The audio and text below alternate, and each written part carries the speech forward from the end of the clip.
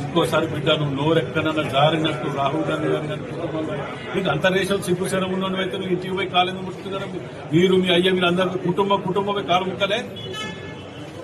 అప్పుడు గుర్తురా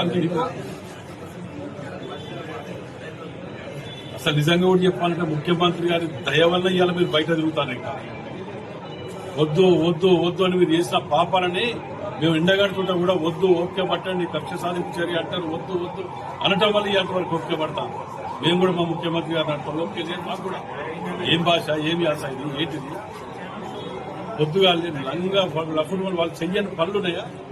పొద్దుగా లేదా దోసుక తిని ఒక్కొక్క ఎమ్మెల్యే ఉన్నదాళ్ళల్లా 1000 కోట్ల తక్కువ ఒక్కడు లేడు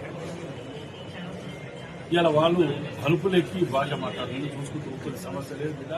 నువ్వు నెక్స్ట్ టైం కనుక వరంగల్ రాయిగాను మేము ఏదైనా రాజకీయాలు ఉన్నా లేకున్నా పర్లేదు కానీ బిడ్డ నిన్ను వదిలిపెట్టాను ఈ భాష నువ్వు రాహుల్ గాంధీ గారికి క్షమాపణ చెప్పలేదో ఈ సంగతి ఏదో చూస్తాను